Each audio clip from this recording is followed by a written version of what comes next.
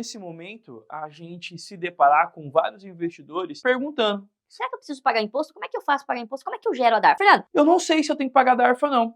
E aí me remete a um monte de situações que chega todo dia no escritório aqui, milhares e milhares de investidores dizendo o seguinte: Fernando, tô com prejuízo aqui, por que você não gera DARF pra mim? Fernando, eu não sei se eu tenho DARF pra pagar ou não, como é que eu vejo isso daqui? Então, é nesse sentido que eu quero te explicar para você. Primeiro, vamos entender o que é a DARF. A DARF é um documento de arrecadação da Receita Federal. É um documento, né, de arrecadação. Eu gosto de chamar a DARF porque, para mim, ela é uma guia. Guia é a maneira que você vai realizar o pagamento de qualquer imposto.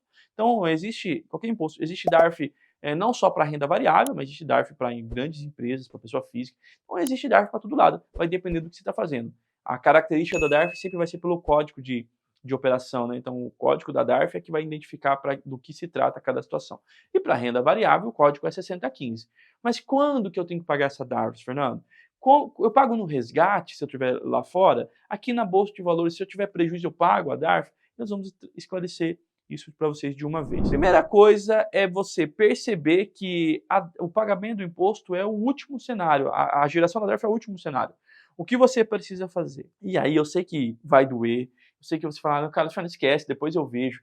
Cara, o que tem chegado de CPF bloqueado, eu pergunto, e a gente começa a identificar, cara, por que você não viu isso antes? Ah, depois fui ver, cara, putz, isso é chato pra caramba, putz, isso aí dá muito trabalho, eu achei que não dava nada, sabe? Esse tipo de pensamento que, infelizmente, tem feito o pessoal pagar muito, muito caro, né? Esse tipo de pensamento tá muito caro hoje em dia, porque a fiscalização está muito mais intensa e muito mais rigorosa. Então, o que você precisa fazer todos os meses, antes de pensar na DARF, ou se você tem que pagar imposto ou não, encontre o resultado. Como é que você encontra o resultado? Pega sua nota de corretagem, se for aqui no Brasil, sabe? Separe o day trade e o swing trade, verifique o que você vendeu da sua carteira, entenda que tem taxas, emolumentos, ISS, o IR que foi retido na fonte, entenda que existem duas modalidades. Se você faz day trade, que é aquela que você compra e vende no mesmo dia, tem uma alíquota de 20%. Se você compra um dia e vende no outro, ou fica posicionado mais de uma semana, meses, ou até anos, isso é considerado como swing trade, você vai pagar 15%.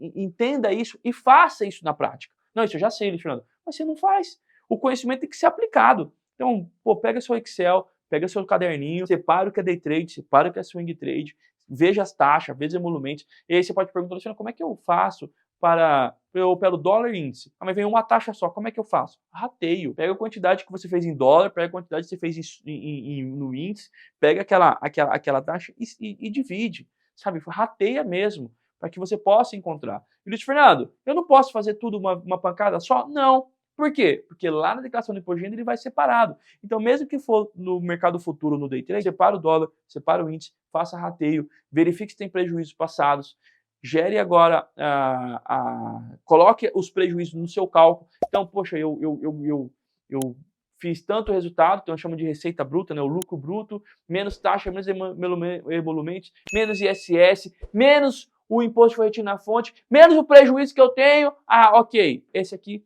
é o valor que eu tenho a pagar. E aí sim você gera a sua guia de recolhimento da Receita Federal. Só que é trabalhoso. Olha, eu tô aqui falando, e se eu tenho certeza que eu falo, nossa, mas é muita coisa, hein? E o que acontece? O tempo urge. E se você não der a devida atenção, se você não prestar atenção e não focar, o tempo vai passar e você vai perceber que passou 1 mês, 2 meses, 3 meses, 6 meses. Eu não vi esse ano passar, esse ano tá voando. E se você não deu atenção, se você não fez, tá acumulando. Daqui a pouco chegou no final do ano, tá acumulando. Você vai entregar a declaração do imposto de renda, você vai perceber que você não fez o ano inteiro. E aí você vai procurar um contador especializado como nós, e fala assim, puta, você tem um ano inteiro para fazer, vai ficar aquela loucura para poder cumprir. Imagina, você fazer 1 ano de trabalho em 2 meses. É muita coisa. Até porque a declaração do imposto de renda envolve outros fatores que você vai precisar correr atrás. Então, quando que você tem que pagar a DARF? Quando você tiver resultado positivo. Quando que você tem resultado positivo? Quando você parar para poder fazer o cálculo, para poder dar atenção a isso. Pega a documentação, separe, rascunhe. Ah, Fernando, eu uso uma calculadora. Toma cuidado. Tá? Eu não vou falar mal de calculadora, mas a calculadora ela foi programada para fazer cálculos aritméticos, complexos ou simples. Mas ela só vai fazer esses cálculos quando você alimentar. Se você alimentar errado, ela vai calcular errado. E qual é o X da questão aqui? Você já parou a pensar, se você calcular errado, como que você resolve isso? É você com você mesmo, se estiver usando uma calculadora. Agora, se você tiver um contador, ele vai te ajudar, ele vai ser o seu suporte. Você pode dizer, cara, me ajuda aí, eu não sei como fazer. E eu não vim aqui para vender assessoria, mas eu quero contar esse caso. Tinha um cliente que nos procurou agora, ele tinha R$ 24.000 a receber de pensões alimentícias que ele caiu na malha, não resolveu, o contador resolveu e aí foi. Eu sei que tem nada a ver com investimento, mas eu quero contar esse caso. E aí a gente pegou, já tinha passado 5 anos, mas mesmo assim a gente entrou com um processo administrativo e a gente conseguiu restituir esse dinheiro para ele com multa e juros. Então eu quero dizer para você a importância de ter um contador. R$ 24.000 estava perdido para esse cara e a gente ganhou para ele. E em 2, 3 meses ali já vai cair na conta dele. A importância de você ter um profissional do lado. Mas, se você não quer ter um profissional do lado, não quer ter uma calculadora, faça você. Não importa se você vai usar tecnologia ou vai usar um profissional, bem melhor, mas dê essa devida atenção. Sabe, organize isso.